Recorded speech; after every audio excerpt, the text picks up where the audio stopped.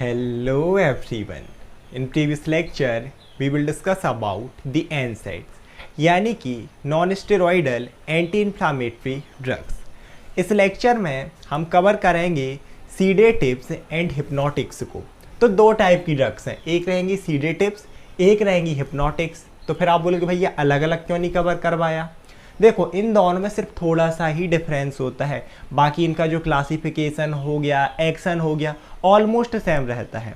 और ये दोनों एक ही कैटेगरी के अंदर आती हैं, that is they both are CNS depressant. CNS क्या? सेंट्रल नर्वस सिस्टम, यानी कि ब्रेन और स्पाइनल कॉर्ड डिप्रेसेंट, ये उन दोनों की एक्टिविटी को डिप्रेस करते हैं। So they both are CNS depressant, means CNS की एक्टिविटी को डिक्रीज करवाना। और ब्रेन अगर डिक्रीज है तो फिर इंसान सोता ही है, आराम से रेस्टिंग कंडीशन में जाता है, इस तरीके से। इसके बाद इन दोनों को थोड़ा सा इंट्रोडक्शन देखते हैं। स्टार्ट करते हैं सीडेटिव्स से। तो यहाँ पर सीडेटिव लिखा है, मतलब एक सिंगल की हम बात कर रहे हैं। तो आर ड्रग दैट सबड्यूस एक्साइटमेंट, ऐसी ड्रग्स जो एक्साइटमेंट होता है ना, कोई भी जैसे होता है कि यार कल हमारा मैच है, कल कहीं घूमने जा रहे हैं, तो आप देखें ना इतना ज़्यादा एक्साइटमेंट होता है कि रात में इंसान को नींद भी नहीं आती प्रॉपरली। तो ये उस एक्साइटमेंट को सबड्यूस कर रहे हैं, मतलब एक्साइटमेंट में नींद नहीं आती और ये उसी को सबड्यूस कर रहे हैं, यानी कि पर्सन को नींद की तरफ बढ़ेगा। एग्जैक्टली नींद नहीं कॉज करता, लेकिन हाँ एक रेस्टिंग कंडीशन, वो सुस्ती वाली कंडीशन होती ना, एकदम सुस्त, इंग्लिश मीडियम वाले बोलेंगे I am feeling very tired, ऐसे करके, तो वो वाली कंडीशन कॉज करेंगे, है ना। सो क्या है? A drug that subdues excitement and calm the subject यानी एक पर्सन, जो भी पर्सन लेगा उसमें कामनेस कॉज करेगा, है ना, पर्सन एकदम काम हो जाएगा, शांत हो जाएगा। विदाउट इंड्यूसिंग स्लीप, लेकिन ये स्लीप प्रोड्यूस नहीं करती हैं, है ना, एकदम नींद नहीं आएगी। हाँ, जैसे मैंने बताया कि वो सुस्ती वाली कंडीशन रहती है ना, ड्राउजीनेस कॉज कर सकते हैं, दो दे कैन कॉज ड्राउजीनेस, है ना, या ड्राउजीनेस में भी प्रोड्यूस, मतलब झपकियाँ टाइप की आ सकती हैं पर्सन को, लेकिन नींद नहीं कॉज करती। इसके अलावा जो हमारी सेकेंड कैटेगरी है दैट इज हिप्नोटिक्स, मतलब इसी के अंदर, लेकिन हम दो पढ़ रहे हैं ना। हिप्नोटिक्स से क्या होते हैं? ये ऐसी ड्रग रहेगी, एक ऐसा सब्सटेंस रहेगा दैट इंड्यूस स्लीप, ये स्लीप को इंड्यूस करता है, पर्सन में क्या करेगा? नींद को कॉज करेगा। तो दोनों में यही डिफरेंस है, उसमें सिर्फ रेस्टिंग कंडीशन पे जा रहा था, नींद नहीं आ रही थी, इसमें पर्सन को प्रॉपर नींद आएगी और ये उस नींद को मेंटेन भी करती हैं। तो ये रही हमारी सीडेटिव्स एंड हिप्नोटिक्स। इसके अलावा they both are the type of CNS depressant, कि CNS की एक्टिविटी को डिप्रेस करेंगे। इसके बाद जो यहाँ पर एक और बहुत इंपॉर्टेंट टर्म आ रही है दैट इज स्लीप, क्योंकि हम सीडेटिव में भी बात कर रहे हैं, हिप्नोटिक्स में भी बात कर रहे हैं, कि जो पर्टिकुलरली आपकी सीडेटिव्स हैं स्लीप कॉज तो नहीं कर रही, लेकिन हाँ कहीं ना कहीं पर्सन में ड्राउजीनेस कॉज कर रही हैं। वहीं पर जो हिप्नोटिक्स हैं ये तो सीधे स्लीप को कॉज कर रही हैं, साथ ही साथ मेंटेन भी कर रही हैं। तो स्लीप है क्या? स्लीप या जो जनरली होता है ना सोना, हिंदी में अगर हम बोलें, थोड़ा सा हम इसे डिस्कस करेंगे। तो स्लीप जो होती है, it is the natural state of rest for both mind as well as body, जो कि जनरली होता है, पर्सन सोता ही है, और बिना नींद के तो फिर वो होता है ना कि हेल्थ ही ख़राब, तबीयत ख़राब, इंसान मर ही जाएगा। ये नेचुरल स्टेट है, सभी में होती है, सोना सबको चाहिए।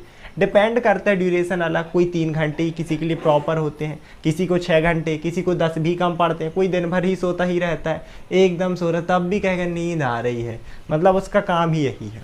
तो नेचुरल स्टेट होती है रेस्ट की, दोनों के लिए। आपका माइंड भी रेस्टिंग कंडीशन में जाता है, इसीलिए होता है ना किसी का हेडेक हो रहा है यार थोड़ी देर सो लो, फिर रिलैक्स हो जाता है, क्योंकि उस समय ब्रेन आपका रेस्ट में, बहुत ज़्यादा थॉट्स नहीं आ रही हैं। अगर आपने प्रॉपर स्लीप ले लिए तो आपको काफ़ी रिमूवल मिलता है ना, हेडेक हो गया और बाकी तरीके की टेंशन एंजाइटी से। साथ ही साथ बॉडी में भी, जब हाथ पैर दर्द कर तब भी इंसान बोलता है थोड़ी देर सो जाओ, तो बॉडी में भी रेस्ट हो जाएगा। विथ क्लोज्ड आई, सिंपल सी बात है, सब आंख बंद करके ही सोते हैं, ऐसे सोने वाले बहुत कम ही है कि आंख खोल के सो रहे हैं, कई लोग में होता है, अदरवाइज बाकी सब आंख बंद करें। So with closed eye. इसके अलावा sleep is characterized by the complete और partial loss of consciousness. Consciousness का मतलब होता है कि एक जागृति वाली स्थिति, कि हमें सब दिखाई दे रहा, सुनाई दे रहा, हम कॉन्शियस हैं। तो यहाँ पर लॉस ऑफ कॉन्शियसनेस हो जाएगा, मतलब पर्सन बेहोशी वाली स्थिति में चला जाता है ना, कि आजू बाजू क्या चल रहा है उसे कुछ पता ही नहीं चल रहा। तो एक तो कंप्लीट लॉस भी हो सकता है, अगर एकदम बिल्कुल पर्सन सो रहा, बहुत बिल्कुल थका हुआ है, तो कंप्लीट लॉस। और एक होता है पार्सल, कि थोड़ा थोड़ा सुनाई भी दे रहा है लेकिन प्रॉपर उसका ध्यान है नहीं। इसके अलावा आप बोलोगे भाई ये सब आप क्यों बता रहे हो, हमें तो ये पढ़ना था। भाई ये 10 और 15 मार्क्स में आता है, तो आपको इसके साथ साथ और स्लीप तो पता होनी चाहिए ना जिसके लिए दे रहे हैं। तो आप अगर ये ऐड करोगे तो आपका नोट्स भी प्रॉपर बन जाएगा, साथ ही साथ चीज़ें ईजी भी रहेंगी, समझने में आसानी रहेगी। अब स्लीप को ना हम 2 फेज में डिवाइड करते हैं, 2 टाइप में। एक रहती है non rapid eye movement sleep, full form लिख लेना। इसमें क्या होता है कि आई बॉल के मूवमेंट एक तो स्लो होंगे ही नहीं, बहुत कम रहता है ना, तो non rapid eye movement sleep. इसके अलावा इसको हम देखें तो इसे आप हल्की स्लीप बोल सकते हो। एक होती है गहरी नींद, एक होती है ये हल्की वाली नींद है कि कोई हिला देगा तो आप जाग गए। मोस्टली फेज यही कंसिस्ट करके रखता है, 100 में से 70 to 80% यही है। इसे फिर हम और टाइप में क्लासीफाइड कर सकते हैं, स्टेज 1, 2, 3, 4। सबसे ज़्यादा जो इसमें स्टेज रहती है that is stage number 2, approximately 40 to 50% consist करके रखती है टोटल स्लीप का। जो नेक्स्ट टाइप ऑफ स्लीप रहती है that is rapid eye movement sleep. इसमें रैपिड आई बॉल की मूवमेंट होती है, ये गहरी स्लीप है। ये नॉर्मल वाली थी, ये गहरी वाली स्लीप जो एकदम सुबह आती ना कि पर्सन बिल्कुल एकदम सपनों में खोए रहते हैं, मेरे सपनों की रानी कब आएगी। ये वाली जो स्लीप है ना एकदम बिल्कुल मतलब राजकुमार आ रहा है समुंदर में घोड़े ले, ये पूरी वो वाली स्लीप है जब पर्सन एकदम सो जाता है मग्न मुग्ध होके। सो रैपिड आई मूवमेंट स्लीप, इसी में आपके ड्रीम्स आते हैं। ये छोटा सा फेज होता है, इसीलिए बोलते हैं अरे यार नींद ही खुल गई, नहीं तो मैं तो सपनों में कहीं और ही था। तो 20 to 30% फेज ये वाली स्लीप कंसिस्ट करके रखती है। तो ये समझना जरूरी था, तभी हम इसके आगे एक्शन देखेंगे। अब हम देखते हैं classification of sedatives and hypnotics. तो अगर हम देखें तो मेनली हम इन्हें खुद 3 टाइप में सब टाइप करते हैं ना, 3 इनके सब टाइप रहेंगे। सबसे पहले अगर हम देखें तो बेंजोडाइजेपिन्स, और इसके अंदर आपकी कौन कौन सी बहुत सारी ड्रग्स आती हैं। जैसे कि अगर हम बात करें तो आपका डायजेपम है, लोराजेपम है, क्लोनाजेपम है, इसके अलावा आपका आते हैं टीमाजेपम। तो ये सब किसके अंदर आते हैं, बेंजोडाइजेपिन्स के अंदर। इसके अलावा जो सेकेंड सब टाइप रहेगा दैट इज नॉन बेंजोडाइजेपिन्स। कौन सा रहेगा, नॉन बेंजोडाइजेपिन्स। और इसके अंदर अगर हम बात करें तो सबसे पहले जैसे आपके यहाँ पर जेलिप्लॉन है, इसके अलावा और अगर हम बात करें तो जोपिक्लोन है। इसके अलावा एक जो ड्रग्स आती है दैट इज जोल्पिडेम। तो ये 3 किसके अंदर आ गई, नॉन बेंजोडाइजेपिन्स के अंदर। इसके अलावा जो हमारा लास्ट सब टाइप रहेगा दैट इज बार्बिचूरेट्स, और ये बहुत इंपॉर्टेंट कैटेगरी है बार्बिचूरेट्स। और इसके अंदर खुद 3 सब टाइप इसके अंदर भी। सबसे जो पहला है that is ultra short acting and short acting. Ultra short acting हो गई और शॉर्ट एक्टिंग हो गई। अल्ट्रा शॉर्ट एक्टिंग का मतलब होता है कि बहुत ही जल्दी जो इफेक्ट अपना शो करेंगे, लेकिन सिर्फ थोड़े टाइम के लिए, है ना। यूजुअली ये 15 मिनट से अपना इफेक्ट स्टार्ट कर देती हैं और लगभग 2 to 3 आवर इनका इफेक्ट रहता है। दूसरी चीज़ आती है शॉर्ट एक्टिंग, ये क्या विद इन 30 मिनट्स अपना इफेक्ट स्टार्ट कर देंगी और लगभग 3 to 6 आवर इनका इफेक्ट रहता है। और आपकी जो लॉन्ग एक्टिंग रहती हैं इनका इफेक्ट मतलब लगने में लगभग 1 घंटे का टाइम लगता है, 1 आवर, लेकिन इनका जो इफेक्ट रहता है लॉन्ग टर्म इफेक्ट रहता है फॉर 12 आवर्स। इसके अलावा ये ड्रग्स तो बॉडी में काफ़ी टाइम तक और भी प्रेजेंट रहती है। तो depending upon duration of action इनका नाम दे दिया, अल्ट्रा शॉर्ट एक्टिंग और लॉन्ग एक्टिंग। अगर हम एग्जाम्पल की बात करें तो आपके अल्ट्रा शॉर्ट एक्टिंग में आता है थायोपेंटोन एंड मेथोहेक्सीटोन। इसके अलावा अगर हम शॉर्ट एक्टिंग की बात करें तो ब्यूटोबार्बिटोन, इसके अलावा पेंटोबार्बिटोन। और जो आपकी लॉन्ग एक्टिंग रहेंगी, है ना, बार्बिचूरेट्स, इसमें आपका आता है फिनोबार्बिटोन। तो इस तरीके से पूरा क्लासिफिकेशन था। सबसे पहले अगर हम देखें तो आपके बेंजोडाइजेपिन्स हैं, है ना, जिसके अंदर आपका लोराजेपम है, क्लोनाजेपम है, इसके अलावा टीमाजेपम है। फिर हमने देखा नॉन बेंजोडाइजेपिन्स, आपका पूरा जेलिप्लॉन, जोपिक्लोन, है ना, ये पूरी हमने इस तरीके से जेलिप्लॉन है, जोपिक्लोन है। फिर हमने देखा बार्बिचूरेट्स। तो सबसे पहले हम देखें तो अल्ट्रा शॉर्ट एक्टिंग थायोपेंटोन, इसके अलावा मेथोहेक्सीटोन। फिर हम देखेंगे तो यहाँ पर हमारे पास आ जाएगी शॉर्ट एक्टिंग, ब्यूटोबार्बिटोन, पेंटोबार्बिटोन, और लास्ट में आती है लॉन्ग एक्टिंग जिसके अंदर आता है फिनोबार्बिटोन। तो ये था हमारा क्लासिफिकेशन। अब हम बात करते हैं pharmacokinetics of sedatives and hypnotics की। तो पर्टिकुलरली फार्माकोकाइनेटिक्स क्या होता है, जैसे कि अपन ने पहले भी पढ़ा और मैंने पहले ही बताया कि हम जितनी भी ड्रग्स कवर करेंगे उनमें pharmacokinetics as well as pharmacodynamics दोनों को कवर करते हैं। अगर फार्माकोकाइनेटिक्स की बात करें तो इसका क्या क्या मतलब होता है, ड्रग का एब्जॉर्प्शन, डिस्ट्रीब्यूशन, मेटाबॉलिज्म और एक्सक्रीशन, कि हमने कोई भी ड्रग्स ली तो हमारी बॉडी में एब्जॉर्ब कैसे हो रही है, फिर पूरी बॉडी में डिस्ट्रीब्यूट कैसे हो रही है, उसका मेटाबॉलिज्म कहाँ पर हो रहा, और हमारी बॉडी से एक्सक्रीट कैसे होगी, जो भी उसके वेस्ट प्रोडक्ट बचेंगे। सबसे पहले बात करते हैं एब्जॉर्प्शन की। तो एब्जॉर्प्शन मेनली जो आप टैबलेट्स लेते हो वो माउथ के थ्रू ही लेते हो, ओरली, और ये बेल एब्जॉर्ब होती हैं। माउथ से आप लोगे so they are well absorb orally, means GI tract से, क्योंकि माउथ से आपने लिया, पूरा एब्जॉर्प्शन वहाँ तो होता नहीं है, पानी के थ्रू आप गटक गए अंदर, मेनली इंटेस्टाइन से, तो जीआईटी से, गैस्ट्रो इंटेस्टाइनल ट्रैक्ट। इसके अलावा जो दूसरी चीज़ है दैट इज़ डिस्ट्रीब्यूशन। तो एब्जॉर्प्शन तो जीआईटी से हो गया, मान लो ये रही आपकी इंटेस्टाइन, यहाँ से हमने हिप्नोटिक्स और सीडेटिव्स को लिया, इसके बाजू में है ब्लड वेसल, यही तो एब्जॉर्प्शन था कि किस में एंटर करना, from the route of administration से या साइट ऑफ एडमिनिस्ट्रेशन से ब्लड वेसल में जाना, सर्कुलेशन में जाना। सर्कुलेशन में दोनों आ जाएंगे, यहाँ ब्लड का सर्कुलेशन है। उसके बाद ये जो हमारी पूरी मेनली सीएनएस में इफेक्ट कर रही है ना, इनको वहाँ तो जाना है, इंटेस्टाइन से वहाँ जाएंगी ब्लड के थ्रू, तो इस चीज़ को बोला जाता है डिस्ट्रीब्यूशन। ये होता है by the help of blood, so they are well distributed throughout the body by the help of blood या फिर प्लाज्मा प्रोटीन, मेनली एल्ब्यूमिन होता है इसमें। लेकिन जो सीएनएस में एंट्री है वो डिपेंड करती है लिपिड सॉल्युबिलिटी पर, क्योंकि मैंने बोला था ना कि आपका वहाँ पर ब्लड ब्रेन बैरियर रहता है, ब्लड सीएसएफ बैरियर रहता है, जो कि लिपोआइडल इन नेचर रहते हैं, यानी कि जो ड्रग्स लिपिड सॉल्युबल हैं सिर्फ उन्हीं को अंदर जाने देंगी। तो ऐसी ड्रग, तो वही चीज़ है, entry into CNS depend upon lipid solubility. अगर जो भी ड्रग से ज़्यादा लिपिड सॉल्युबल रहेगी, है ना, कि लिपिड में सॉल्युबल है, so high lipid soluble drugs वो ज़्यादा इजीली अंदर जा सकती हैं, so they gain entry in less time, जल्दी से एंट्री ले लेंगी। उनकी एंट्री कैसे रहेगी, फास्ट रहेगी सीएनएस में। वहीं जो लो लिपिड सॉल्युबल ड्रग हैं, मिस लिपिड में ज़्यादा सॉल्युबल नहीं है, थोड़ी बहुत ही सॉल्युबल हैं, वो एंट्री धीरे धीरे लेंगी, सो दे गेन स्लोअर एंट्री। इसके अलावा एक और बहुत इंपॉर्टेंट चीज़ है नोट करने वाली, कि जो इसका डिस्ट्रीब्यूशन है ये ब्लड प्लेजेंटा बैरियर को भी क्रॉस कर सकता है, क्योंकि वो भी लिपिड लिपोआइडल था, है ना, कि लिपिड सॉल्युबल ड्रग्स क्रॉस कर सकती हैं। साथ ही साथ ये मदर मिल्क में भी सीक्रेट हो सकती हैं, ब्लड के थ्रू मदर मिल्क में जाएंगी और फिर वो इन्फेंट पिएगा, मतलब नवजात बच्चा, तो प्लेजेंटा के थ्रू किस में जा सकती है, फीटस में, जो माँ के अंदर बच्चा है, और मिल्क के थ्रू जा सकती है इन्फेंट में, जो न्यूबॉर्न बेबी है, और अफेक्ट कर सकती है दोनों को।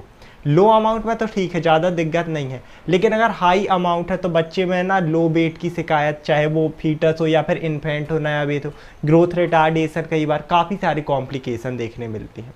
तो इसीलिए इनका बहुत यूज़, ये चीज़ें हमें समझनी बहुत ज़रूरी है, क्योंकि जब आप लोग कल को जाओगे क्लिनिकल प्रैक्टिस करोगे तो ये चीज़ें पता होनी चाहिए कि भाई मदर है या फिर पर्टिकुलरली कोई प्रेग्नेंट फीमेल है तो हमें उसे बहुत ही कम अमाउंट में चीज़ें देनी है, क्योंकि ज़्यादा देंगे तो फीटस या फिर इन्फेंट्स, यानी कि नवजात बच्चा या जो पर्टिकुलरली अभी माँ के पेट में बच्चा है, वो दोनों अफेक्ट हो सकते हैं, है ना, उन पर हानिकारक इफेक्ट, नॉक्सियस इफेक्ट पड़ सकता है। इसके अलावा आगे देखते हैं metabolism, means molecular changes drugs में अकॉर्डिंग टू बॉडी। जैसे होता है हमने रोटी खाई, छोटे छोटे पार्ट में डिवाइड होकर फिर एब्जॉर्प्शन होगा लास्ट में ग्लूकोज बन के, सेम एस मेटाबॉलिज्म, और मेनली ये जो होता है दैट इज लिवर में, क्योंकि लिवर ही है जहाँ पर मैक्सिमम मेटाबॉलिज्म होता है, सो मेटाबॉलाइज्ड इन लिवर। इसके अलावा अगर हम एक्सक्रीशन की बात करें, जैसे मैंने बताया कि मेनली किसके थ्रू एक्सक्रीट हो जाएंगी, यूरिन के थ्रू, क्योंकि ये सब में मेटाबॉलिज्म मेनली लिवर में, एक्सक्रीशन थ्रू यूरिन होगा, distribution by the help of blood होगा। बस एब्जॉर्प्शन है वो थोड़ा सा डिपेंड करता है, कई ओरल होती हैं, वैसे मैक्सिमम ओरल ही हो जाती हैं, लेकिन कुछ ओरली नहीं होती, है ना, तो उन्हें इंटरमस्क्यूलरी दिया जाता है इस तरीके से, या सबक्यूटेनियसली दिया जाता है। तो ये था हमारा फार्माकोकाइनेटिक्स।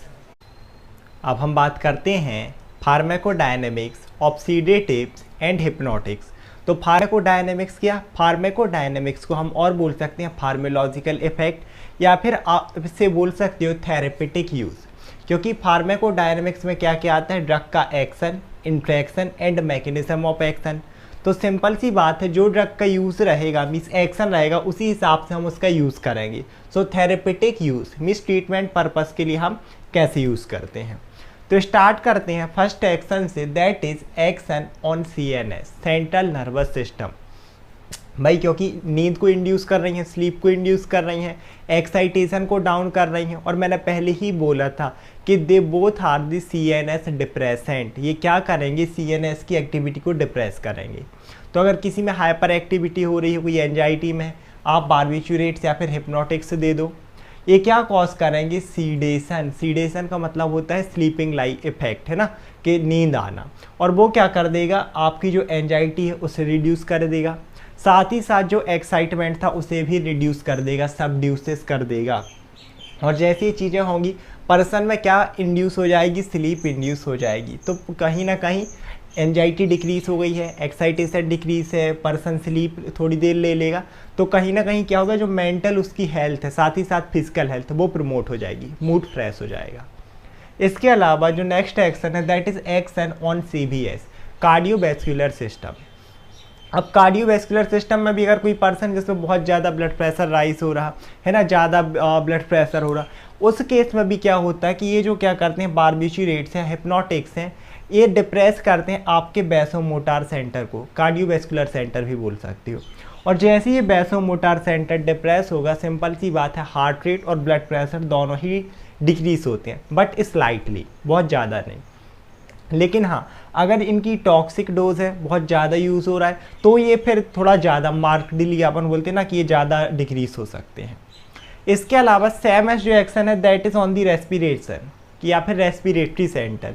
ये क्या करते हैं, चाहे आपके बारबिट्यूरेट्स हो, हिप्नोटिक्स हो, they depress the respiratory centre, respiratory centre को डिप्रेस करेंगे। और अगर सेंटर ही डिप्रेस है तो रेस्पिरेशन भी आपका डिक्रीज हो जाएगा या फिर डिप्रेस हो जाएगा।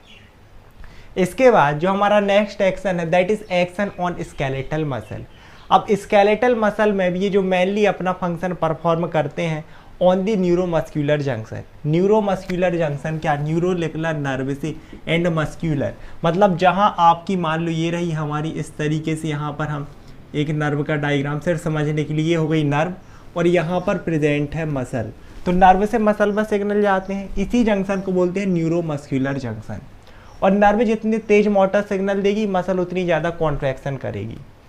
लेकिन जो हमारे बारबिट्यूरेट्स हैं, हिप्नोटिक्स हैं, सीडेटिव्स हैं, ये इसी को सप्रेस कर देते हैं, न्यूरोमस्क्यूलर जंक्शन क्या ट्रांसमिशन को, मतलब यहाँ से इम्पल्स से जा ही नहीं पा रही हैं, स्लो जा रही हैं, तो मसल कॉन्ट्रैक्शन नहीं करेगी, और कॉन्ट्रैक्शन नहीं कर रही मतलब मसल रिलैक्स हो जाएंगी।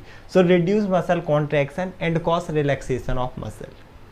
जो नेक्स्ट एक्शन है वो रहेगा आपकी स्मूथ मसल में, या फिर आप बोल दो GIT में, क्योंकि GIT में तो बहुत ज़्यादा प्रेजेंट होती हैं स्मूथ मसल।